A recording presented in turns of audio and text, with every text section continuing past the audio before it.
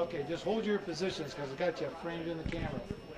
Alrighty, here we are live at Byron, California, the Bay Area Skydiving Drop Zone, and I'm here with Jumper 1 and Jumper 2, Mark and Michael. So they did the parachute mobile thing and all that. So, what does it all mean?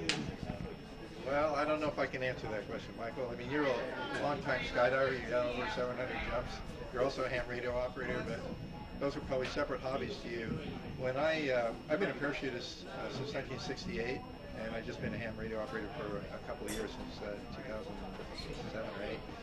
And I was trying to figure out a way to combine the hobbies, and I was talking on a repeater, and I just wasn't finding any ham skydivers. I haven't run into you yet.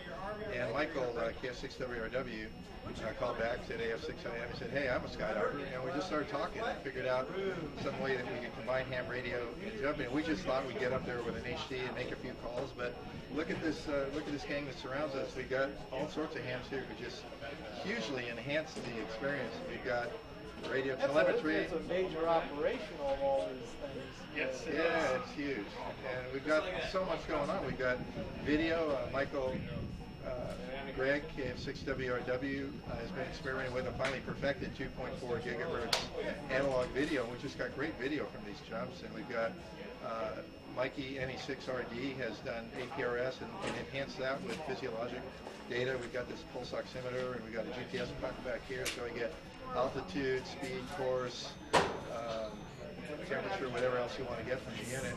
And then we've got this, which also puts heart rate and blood oxygen level into the data stream that goes on APRS.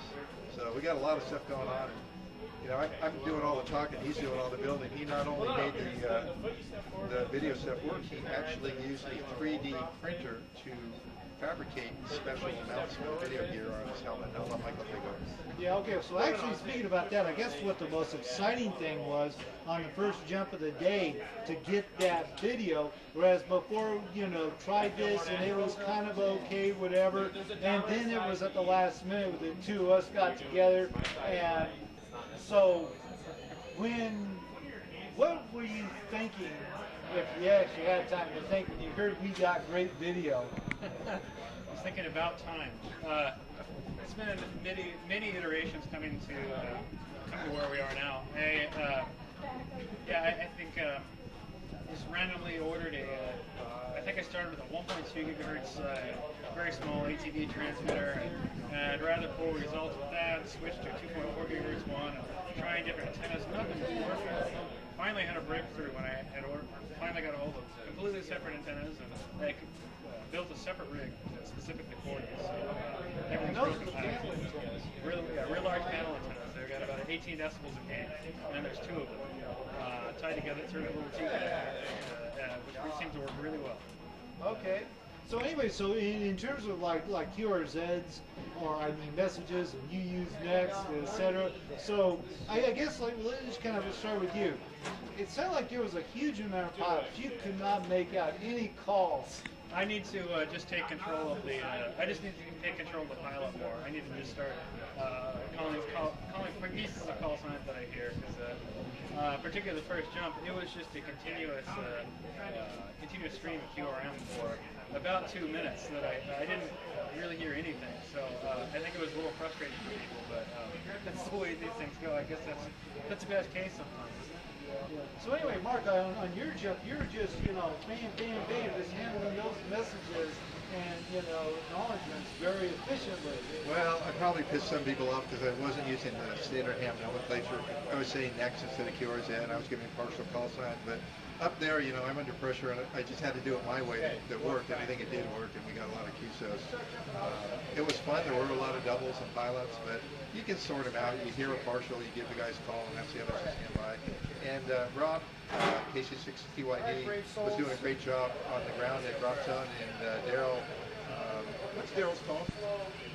86 LDM. LDM, yeah, Daryl and his wife Rodney, who's also a ham radio operator, they're doing a fantastic job up on Mount Diablo, acting as a liaison and a link between us and the So it Pacificon. also sounds like they're kind of trying to for traffic management, those simplex frequencies. Yeah, it all worked out fine. And you didn't probably hear it down here, but before I came up on the Pacificon simplex frequency, I went to the N6 NFI repeater frequency and talked to some people who were on the repeater for radios and others who were on it through the internet. So we actually got quite a few QSOs there before I switched over to the Pacificon frequency.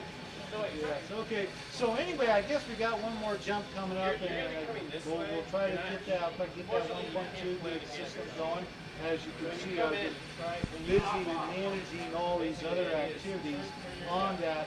So, but tomorrow at Pacificon, there is no jumping, so then all of you are going to be there. We'll be in there, being regular hams, hanging with the crowds. So are you going to be like signing the QSO cards for people at that time? We've got event QSO cards. So does that mean they're going to set up a table and you be like astronauts and there's this long line of people? Yeah, Probably not, but I hope so. We'll be legends in our own minds. I wonder if you could just take a sweep of the camera and sort of narrate what people are seeing here and give it. Yeah, why don't we do that? In fact, I might hand the microphone over to this, so I'll just kind of bring it over to here. Okay, take it away, Mark. Okay, we'll just walk around here. I'd like to introduce Captain Jim Wilson. He is captain in the Royal Canadian Air Force and flies on C-130s, is an expert jumper and a master rigger, and has graciously come down here 2 years in a row to be our camera flyer. He's really way better than anybody here at doing that, so we have to import our Tell us about the talent. recent photos we saw on those. Yeah, why don't you say something about your photo? Yeah, because those are some really beautiful shots. Well, it's a lot tougher than it looks. That's the make it look easy, but it's hard flying right in close to other jumpers and getting in there.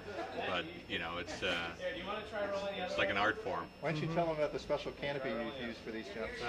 The canopy I'm using is not like other parachutes. It's made more for gliding. It's an 11 cell opposed to 9 cell that a lot of people others see.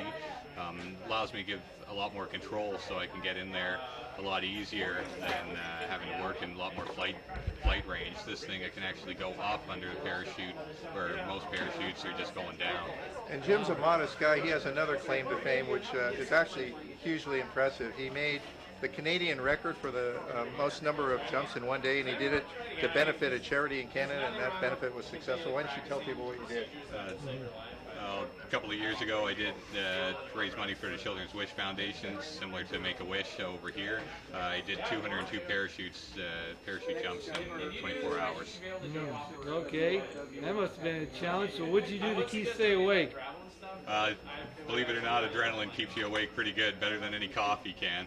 But you must have had a staff of people to pack rigs and I had a group check of equipment. about 15 people that consisted of packers, just people being safety officers, a couple of judges, and you know they all worked harder than I did. I got the fun part of the job. All right. Okay. Well, thanks, Jim. Well, let's take it away to some of our other activities over here. Okay, here we have Rob K6TYD, who's our team coordinator and really the leader of our group. He took over from John Gaffel, K6OJ, when his job duties precluded him further leading the group, and Rob has picked up the ball and even carried it further with a recruitment of more people, more gear. We've turned it into really a pretty organized operation, far exceeded anything I ever thought we'd get. Rob, why don't you tell people what you did? Well, hello everybody. Rob, KC6TYD. I'm the team coordinator. Also wear the hat as drop zone coordinator, safety. I'm just the orchestrator. I just keep everything together. And, Tell us about your equipment you have. oh, well this is the jumper prep area. So it's pretty intense work to keep everything in order and get them all suited up with APRS, their amateur gear, and then of course all their video stuff. And so we go step by step, and so we have a table that's set up with all kinds of extra gears and parts and pieces so we can quickly get them all up and running. So it's definitely once we start the day, it's nonstop because we have 2 jumpers and we go leapfrog back to back to back to back. And in fact, we've got a jump coming up in about 40, so I need to get Michael start suiting up here pretty soon.